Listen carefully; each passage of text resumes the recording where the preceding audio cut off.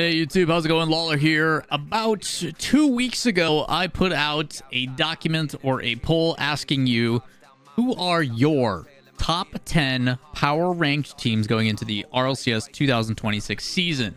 And you guys showed up. 488 submissions later, I have averaged, I have taken the polls, I have looked at all the results to come up with your guys' top 10 list. And in today's video, we're going to compare the two. I'm going to reveal my list first, and then I'm going to see how you guys do, because my assumption is that your guys' will be actually a pretty dang good list. It'll be a accumulation. It'll be an average of the masses, and that in usual cases usually turns out to be a pretty good list. My assumption for that comes from the RLCS top 25 aggregates or averages that I do with Johnny and CJ, and then we remove Bates and so on and so forth. So this is going to be that. And the nice thing is moving forward, two things. Number one, you have to subscribe. It's part of the rules if you're going to watch this video. Subscribe, turn on notifications, check out the socials down below.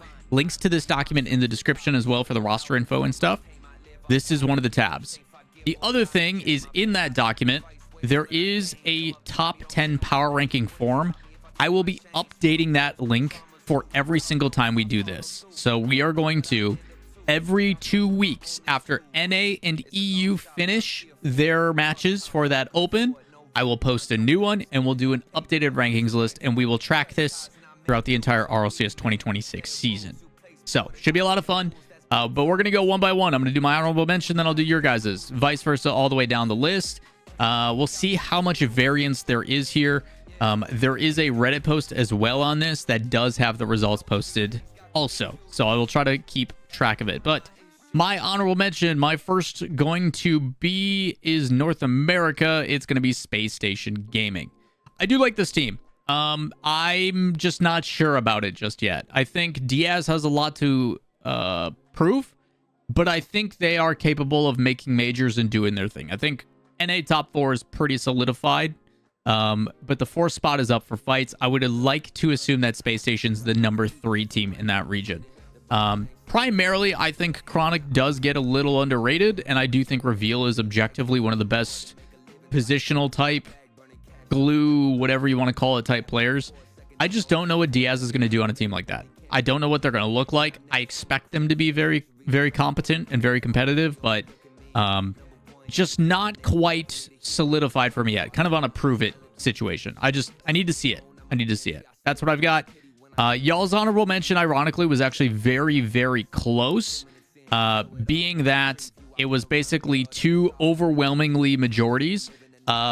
It should probably for you guys be Wildcard, just because Wildcard was in a lot of number 10 submissions for a lot of people. But between Wildcard and Genji, which I can totally understand, Wildcard obviously coming off of their recent top 6 performance at the World Championship. They did fail to do well in the 3v3 Open Cash Cup. That was during the offseason. They did get upset by the new team with Super Locky and Gus and those dudes. And then Genji. A lot of people interested to see rise over to North America with Justin and Magic Bear. Rightfully so. I think that's a pretty good shout. Those are the 2 that I'm very interested to see. So, pretty excited stuff. Should be fun to watch all those rosters move forward. Now into the official top 10. And I got to go with the boys over across the pond as far as we can go. It's got to be Wildcard. Listen, off-season events. I assume the guys are taking a day off. I assume they're taking a break. I got to go with Wildcard in here. 1, just for respect. And 2, I do think this could be a trend for OC. I think OC is actually going to be a little bit stronger this season. I do think there is probably 2 or 3 really solid teams that are all fighting, and they're only fighting for 1 spot. I think that motivator, I think the ability to say, hey guys, it's either us or no one, I think is a really good kind of motivator for the region, which should hopefully get them to lock in and say, hey, we have to perform well, not only for ourselves, but also the better we perform, the better chance that our comrades get to join us as well. So I do think for Wildcard, it's pretty important to be that team that continues to be the one steering the ship and being the one at the forefront. And I think them sticking together, which is usually not the case. Usually OC's number 1 team goes, okay, we're annoyed with Tors. Let's flip-flop and change it. They're staying the same, I think is really, really exciting. So hopefully Wildcard continues to build and gives us another top 8 performance. But we'll see. It's going to be very competitive this year. But Wildcard's my number 10. As for number 10, y'all have, ironically, Space Station. You guys gave Space Station a lot of notes. I will say with community polls, tends to be a publicity thing. Popularity vote is pretty common, especially when we're averaging everything. But Space Station is going to be your guys' number 10.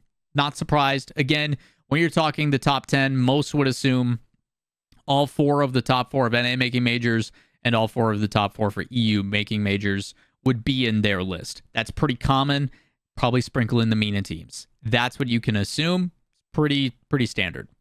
Next, my number 9 is going to be a team we have yet to see, but one that I have a lot of faith in. This new GK roster is the only one from EU that we have not gotten to see yet, which is something that I desperately want to. I think there is something to be said about the players on that roster and what can be accomplished. I think me in particular, I really like what Jack has been doing the last probably 2 seasons. I think Jack as an individual has really improved, very selfless.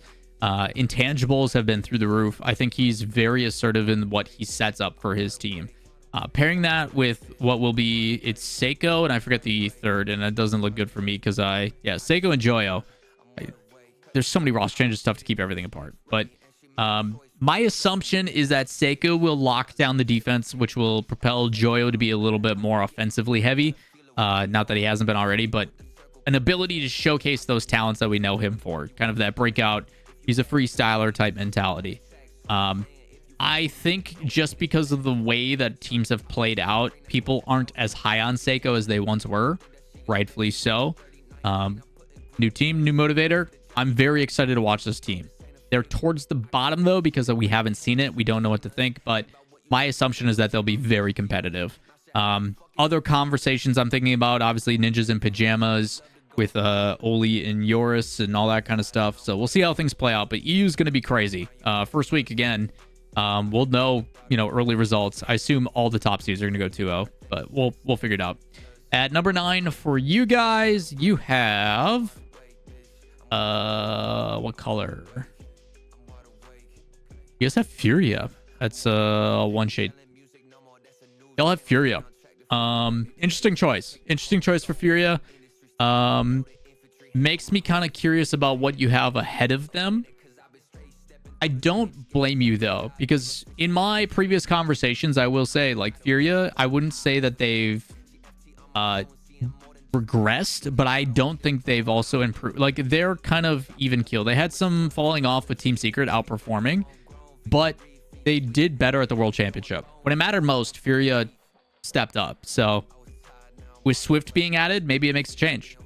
But this is a low for Furia. Furia is usually consistently top 8. So interesting to see. At number 8 is Furia.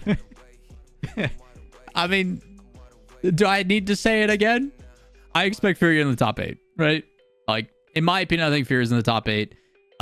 My reasoning behind it is I just can't put them higher, primarily due to the fact that I just don't know what the new roster is going to look like. I assume we'll see similar trends, though. I think history will repeat itself.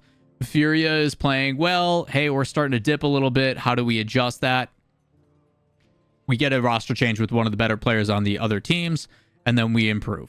My hope is that Swift comes in and makes a pretty big impact. Whether that'll happen or not, we'll have to wait and see. Either way, expect Jorby to lose his cool anytime we hear from them. Next for you guys is the inverse. You guys went GK above Furia, which I think is fair. I think if people really believe in that new GK roster, I think rightfully so. I do think it makes sense. I think there is arguments for flipping these two. I'm choosing, it looks like, to believe, and again, this is just me doing a comparison sake, but I guess I'm choosing to believe in 2/3 a pre-existing roster with a new addition rather than a brand new team without the synergy. Sometimes that goes both ways, and it kind of provides the conversation of new roster, honeymoon phase, nobody knows how to play against us because we're brand new. But at the same time, I go, hey, we haven't seen you guys on LAN together. I don't know if the dynamics and the pressures and stuff are going to work. One would argue, though, that the players on this team on paper are better. But I would say, hey, Fury has also proven it that they can hang too. So I think both of these are pretty good shouts. I actually like where this is going so far. This has been pretty cool. Up next, my number 7 is going to be Vitality. Vitality during off-season events has been a weird one. They started really, really slow, kind of disconjointed. Ironically reminiscent of the season before with Monkey Moon and Exotic, kind of overlapping. My assessment of Vitality has been, hey, Zen and Exotic together is great. Zen and Stizzy together is great. But when are Exotic and Stizzy going to link up and create that kind of offensive pressure? I think there has been problems with Vitality early, which is bound to happen with players that have not played together just yet. That being said, they did play very competitively against the teams that beat them. I'm pretty sure it went all the way to 5 against K-Corp in the Copa de France. Like, it wasn't one-sided, like they got absolutely smacked, which is what was happening previously. So it is good to see that they are still taking wins against it. I think I forget what the record is between Vitality and K-Corp, but Vitality finally broke that curse where they hadn't won in like 2 years or whatever it was. But then K-Corp ended up winning in the end. So I do think Vitality is still going to be relatively competitive. But I am tampering my expectations early. Otherwise, the YouTube comments will get mad at me for believing in what was Vitality. That being said, your guys' number 7 is the same as mine. It's actually Vitality. You guys and I are identical for that. You guys have Vitality as well. So I guess we agree. We don't have to further explain. Number 6 for me is going to be Twisted Minds. I like Twisted Minds. I just don't know what it's going to look like. The reason why I have Twisted Minds over Vitality, I would like to really firmly believe, and I've said this in previous videos, I think TRK and Nubo are going to be very good together.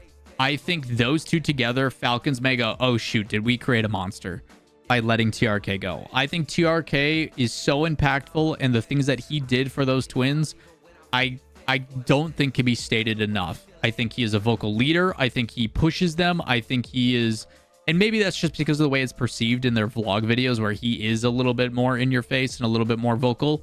But I think he's not afraid to challenge his coach. I think he pushes his coach to be better, which I think in the end benefits everybody. My question mark on the team is Monkey Moon. I don't think that's a surprise. I think Monkey Moon is still a very, very good player.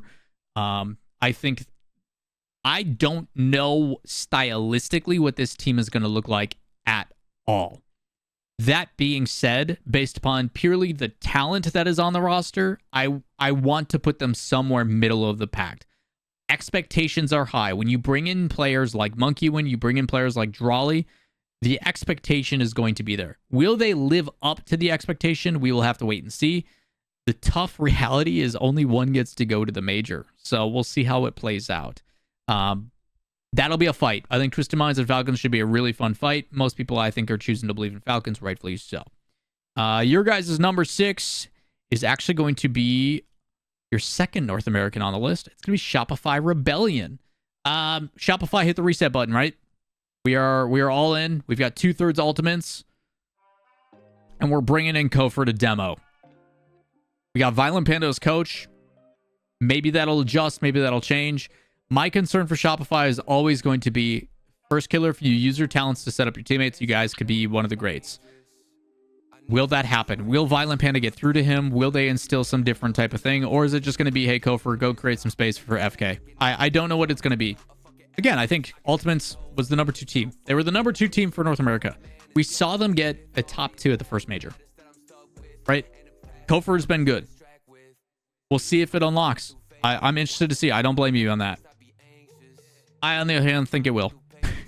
Because that's my number 5. I'm choosing to believe in 2/3 of a previous roster with Kofor creating space. I think it should be pretty dang solid.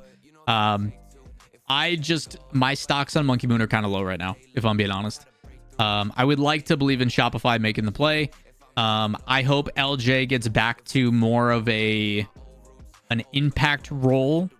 And now that he's hopefully going to have space with the 2, it can create some really good opportunity. I want to believe in it. I think my biggest thing with Shopify in particular, I think their ceiling is going to be otherworldly. I think if Shopify is clicking and things are going well, they're going to be absolute domination. But I also think they could have some really low lows because that's the standard with FK. I've seen them completely fall off. As long as they don't get complacent, which I'm hoping Violent Panda helps with. I'm choosing to believe, though. I'm choosing to believe a little bit in it. Plus, it makes my power ranking look good when we spread out all of the NA teams, because I do think there's levels to it. But I can understand where you guys are coming from, because I think you guys do the, yeah, you guys do the inverse. Very similar. Very similar. We're inverse tier. I don't disagree with that. I think you can make arguments for both. There was a lot of people in the community power rankings that for their honorable mention is like, dude, this was tough. I think you could adjust any of these a couple spots.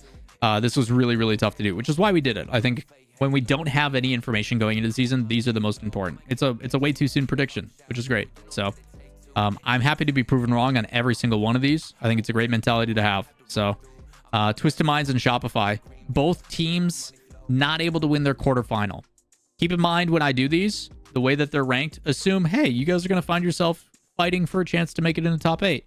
Hey, you guys are going to make top 8. Hey, you guys are going to make, you know, one shy of that. You make the semifinals. Like, you beat these teams in this area. So the way I would pair it is like this team beats this team. This team and 2 beats this team, so on and so forth. So we'll see how it plays out. Number 4, my first top 4 is going to be K Corp. I think they looked second best in all off-season events. I think K Corp in particular has proven that even with the new player in Juicy, they still can play their style. I think they're still very assertive. I think they rotate still very, very well, which is bound to happen when you keep 2/3 of the roster. While Drawley, I think, was a very big impact player for the team, I do think Atao is kind of taken over. If anybody's been watching his streams, if anybody's been watching him as a player, even since he was on Liquid, where he was my best player on the team, the dude just plays really, really good Rocket League. Understands where to be, understands how to play, can really take over. I think the separation for someone like him compared to like a Monkey Moon, on ball, Atao can really, really be that, hey, X Factor 1v3 type player, which is what I think separates him as an individual. I think he's just so dang good. Juicy, I think, is still underrated as well. I don't people realize how good Juicy can be. And now that he doesn't have to be the best and most mechanical player on his team, I think that's gonna help a bit. But K Corp looks like where they picked off, or where they left off. I think they're gonna continue to pick up where they left off. That's what I wanted to say. Should be really interesting to see. But yeah, K Corp at number 4. Y'all's number 4 is also K Corp. Well done, chat. Well done, community. Number 3, I've got the team that beat them. Not once, not twice, but multiple times. It's Gentlemates. My theory on Gentlemates. This team is almost too aggressive, too risky. And normally I would be like, hey, it's a fluke. But they did it over the course of 3 weeks. That's just their play style. They challenge with no hesitation. They just send it all the goddamn time. They do not slow down on their aggression. It is crazy. Watching mates play in Coupe de France was exciting. My thought process, and I've talked about that in previous videos, is that this team has a lot of familiarity. You're talking 2 players who have played together. You're bringing in a third in Archie who also has played with said players. You've also got a coach that has worked with every single one of these individuals before, so he knows how they tick. The familiarity, I think, gives them a reasonable top 3. I think it makes a lot of sense for them to be heavy favorites, especially when we saw the offseason and the results backed it as well. I think they look real good. And if that pressure continues, I think they could be world beaters. I'm not surprised if Mates continues to trend the way they're going. That being said, RLCS is a different beast. I speak from this in my own experiences. We're crushing in scrims. KCP, we're doing real good in scrims. RLCS pressure on the line. Are those scrims going to translate? I genuinely do not know. I don't know. I have not seen my team play in a competitive environment before. So by all means, I can prepare them to the best of my ability, but when it comes go time, when it comes everything on the line, you hope veteran status shows up. Lewis just came off of a top 4 performance in EU. You know, my hope, right? My hope is that that continues to trend, but I don't know. I don't know. And I don't know if Gentlemates is going to continue that dominance in RLCS as well. But I'm excited. That's why we tune in. That's why we watch. So pretty exciting stuff. But Mates has looked very good during the offseason. And you guys agree. Now, there is a 0.2% here. When I talk about popularity contest, when I talk about the populist vote, Gentlemates in category only won by 0.2% of the vote. A lot of people had K-Corp as a third. A lot of people, and just barely a little bit more, had Gentlemates as the 3 instead. So it was like 26.2% of all votes versus 26% or something like, or 26.4 versus 26.2 or something like that. But a majority of you said Mates is 3. So very close between these two, even with the convincing wins with Mates. Pretty crazy stuff. That's what you guys got. My number 2 is going to be Team Falcons. And number 1 going to be our world champions, NRG. I think this is pretty straightforward. You've got the world champs. They're not making any changes. My assumption is they pick up where they left off. My hope is that they continue to understand why they got to that point. Some may say it's a little bit of bracket love and a little bit of bracket help, because I do think NRG paired against Falcons stylistically very, very well. Historically, that has been the case, where NRG's style, controlled environment, making sure that we slow the pace down a little bit on offense, we force them to play our style, has proven very difficult for the Falcons. Falcons is a one-track mind. Falcons plays the same way every single time, and the benefit to them is they don't really make mistakes. Super consistent team. To me, they're the bar for consistency. I don't know what Drawley is going to look like on that roster. That being said, my concerns are not about Drawley as a player. I think you can plop Drawley into literally any team in the world and he makes it better. That's the type of player he is. My concern about Falcons is what I talked about when I was talking about Twisted Minds. I think TRK was a pretty big vocal leader. I think he was their captain. I think he was the one that really pushed them forward. Who is going to step up and do that for the Falcons? I don't think it can be Drawley. Drawley's the new kid. Drawley's the kid who, while we know how good you are, this is an unfamiliar environment. You don't know how we operate here. So it's got to be one of the twins. And as the twins get older, I'm curious on who is going to take that kind of captain, vocal, majority type role. My hope is it's both of them. My hope is that both of them step up and push the team forward. And again, I can only go off of what I see from like the documentaries and stuff. So I'm very interested to see on what that dynamic looks, but I can't bet against a team that is not making a change that just won the world championship. That being said, if you make top 8 in my mind, I will probably push that down to like top 6. I think if you make a top 6 run because of the way that the brackets work out with the weighted brackets, top 6, everybody's got a fair shot at winning the entire thing. That's just my opinion of things. I think if you make top 6, your chances to go and win the whole shebang, it comes down to how you feeling on the day. How are things looking? Did you eat your Wheaties? Did you go on a run that morning? Like, you got your Red Bull, like whatever you're doing. That's the kind of stuff that that I think makes the difference. But NRG, I think, staying together, my real hope is that they understand at the tail end of the year, they tried to set the standard in North America. We're going to grind ranked 2s even though ranked sucks. We're going to deal with all this stuff even though all the DDoS issues are still going on. We're going to be on the game. We're going to be putting in the hours. We're going to be doing the thing that we see EU do all the time. Because I can go on and log EU and have god tier lobbies all day and night because the teams grind over there. And then scrims is when we focus on us. But I'm going to make sure that I'm keeping my reps up. I'm on the grind. And for the first time, you saw all of NRG like top 10 leaderboards, which is usually not the case. I hope that motivator, I hope that stuff stays throughout the entire season. Will it? We don't know. What I do know is that you guys agree with me. Y'all agree with me. You guys have the exact same thing. You guys have Falcons, and then you have NRG. So these lists are very, very similar. We've got an inverse here between Shopify and Twisted Minds. Totally justifiable. You guys do have GK weighted above Furia. Totally understandable. And then Wildcard and Space Station, we're very, very close. I'm not surprised by that. I'm not surprised by that at all. I think you can make arguments for all of these. I think you make arguments for all of these, but what I will not argue about is my appreciation for all of you. Thank you all for participating in the community top 10. If you all enjoy this, if you guys would also like me to do your guys' top 10 moving forward, I plan to for the year. But if you guys are like, nah, it was stupid, let me know down below. Don't be mean. It might hurt my feelings. But while you guys are down there, leave comments. Let me know what you guys think. Let me know how these things turned out, if you'd liked it or not. And as always, like, subscribe, turn on notifications, hit up the socials, all that fun stuff. And we'll see you in the next video. Peace.